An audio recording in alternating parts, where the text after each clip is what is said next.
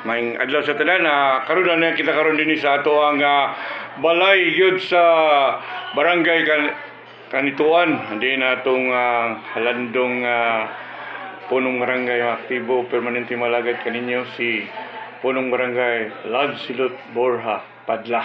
So karon tagaan na kita isaktong kasayuran kay puro man haka-haka mo natong naka-fake news ang atong nabalaan. Karon si mismo gyud si punong barangay Kapitan Lancelot ang atong maistorya. Kap ano ko may baito ani atong karsada nga manindot kayo. Okay, maayong buntag no sa mga suging tigpaminaw o sa mga naglantaw karon nga paghimo og interview. Daghang salamat usab kanimo Boy Torres sa pagdalikyat sa barangay Kanituan. Daghan kita dinhi sa atong barangay Kanituan nga naay mga gipang-ayo nga mga kadalanan. Isa niini nga atong nakadunggan kaayo nga controversial kaayo kaning atong dalan paingon sa uptown, paingon kag SM. Mugikan ka diri sa barangay Kanituan, Makapagal Road. Pagtabok nimo anang tulay, paingon dito din sa taas sa uptown, kana sakop na kana siya sa barangay Carmen. Barangay Carmen din. Masakop kay pa-uptown naman na siya sa SM pagtabok sa tulay. So kaning ato dinhi sa barangay Kanituan na kitay mga dalan usab nga gipang reblocking. Ilabi na dinhi sa dalan sa sentro sa Kanituan. Proyekto kani sa atong malandon nga mayor, Mayor Clarixoy, nga naay 9 milyones kapin nga reblocking sa dalan nato kay grabe na pud kay ni kadaot pipila na katuigan nga wala gid ni siya maayo. So mapasalamaton kita nga natagaan gyud og solusyon na aproban pinaagi sa pundo sa syudad. So naana nga kaning kamulo karon 9 milyones.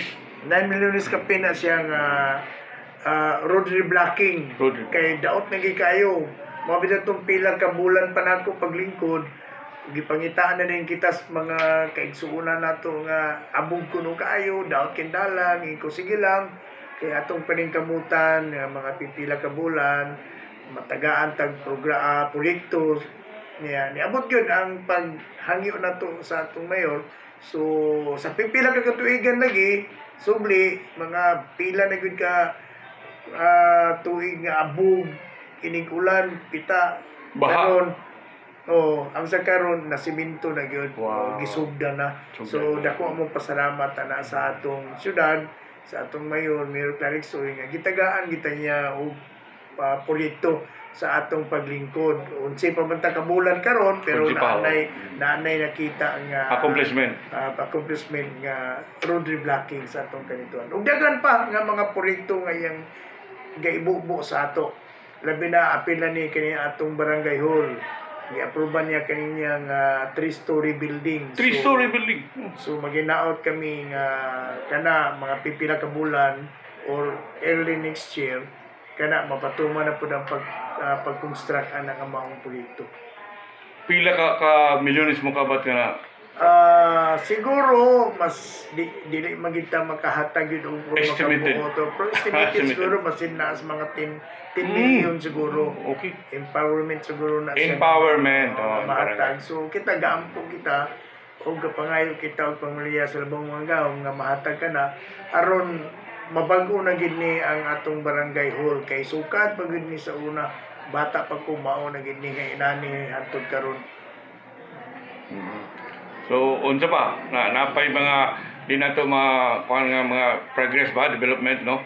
So karon atangan na lang karong barangay assembly na to. Karong barangay assembly ako magpahibalo karong October 27 alauna sa hapon dito ka na ipatigayon sa Zone 5 relocation Kalanan.